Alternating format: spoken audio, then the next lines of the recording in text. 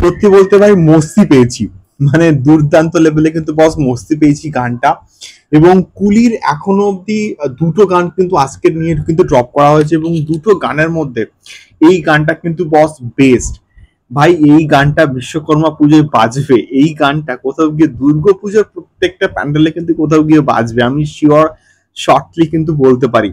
তো hello guys, আমি Deep and welcome back to my channel Deep exclusive. So এখন আমি এই ভিডিওর মধ্যে কথা বলবো কুলির নতুন গান মনিকাকে নিয়ে, এবং এই গানটার যবে থেকে প্রোমোটা এসছে না, আমি প্রচন্ড ভাবে কিন্তু এক্সাইটেড ছিলাম। এবং এই গানটার মধ্যে বলতে একটা মজা আছে, মস্তি আছে, এবং যেটা থ্রু আউট দা পুরো গান আমরা কিন্তু কোথাও গিয়ে ফিল করতে পারছি, এনজয় করতে পারছি। এবং গানটার ভাষা সত্যি বলতে আমার কাছে আমি জাস্ট মানে অপ্রতিরোধ, বুঝতে পারছি না ভাষা, কিন্তু একটা মজা আছে, মস্তি আছে, যেটা থ্রু আউট দা গান আমরা কিন্তু এনজয় করতে পারছি।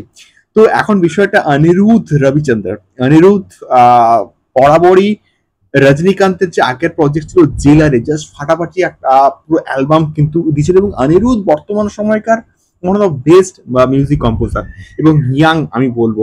এবং সে ইয়াসের টক্সিকেও কিন্তু কোথাও গিয়ে কাজ করছে। এবং এই গানটার মধ্যে যে একটা হুক, একটা ক্যাচি পোর্শন যে আছে, সেই পোর্শনটা গানটাকে একটা অন্য মাত্রা কিন্তু কোথাও গিয়ে দিচ্ছে, অ্যাড অন করছে। এবং বিশেষ করে পূজা হেগড়ের মধ্যে যা এনার্জি আছে না, সেটা আমরা দেখে আমি লিটারালি কিন্তু অবাক হয়ে যাচ্ছি যে পূজা হেগড়ে এই লেভেলে ডান্স করতে পারে।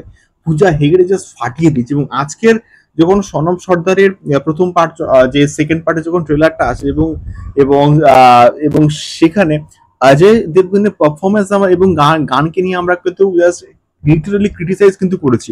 এবং সেইখানে মনিকা গানটায় পূজা হেগড়ে যে লেভেলে পারফরমেন্স দিচ্ছে, অনবদ্য লাগছে, অনবদ্য লাগছে। এবং মেল যে একজন ডান্সার যাকে ফোকাস করা হয়েছে, তার নামটা আমি এক্স্যাক্টলি ঠিক জানি না, বাট একটুখানি এজেড, কিন্তু সে জাস্ট কি ফাটিয়ে দিয়েছে, অনবদ্য একটা ডান্স।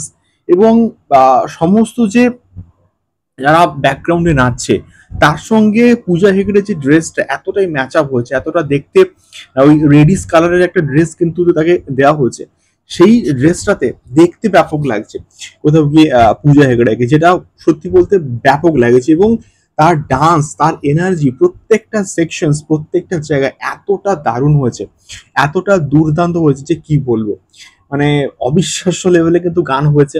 এবং এখানেও কিন্তু রজনীকান্তকে দেখানো হয়নি, এবং রজনীকান্তকে কিন্তু লুকিয়ে রাখা হচ্ছে। এবং লোকেশ কানাকড়া যে এটা কেন করছে জাস্ট আমি বুঝতে পারছি। এবং রজনীকান্তকে দেখার জন্য আমরা প্রচন্ড ভাবে এক্সাইটেড। আমি শিওর বড় পর্দায় আমরা তাকে মানে সেই লেভেলে আমি শিওর এখানে আমির খানকে, রজনীকান্তকে লোকেশ একটা দারুণ ভাবে কিন্তু প্রেজেন্ট করবে। দেখা যায় কেমন হয়। তোমাদের কেমন লাগলো মনিকাটা অবশ্যই কিন্তু কমেন্ট বক্সে কমেন্ট করতে পারো। দেখা হচ্ছে পরবর্তী ভিডিওতে। টাটা।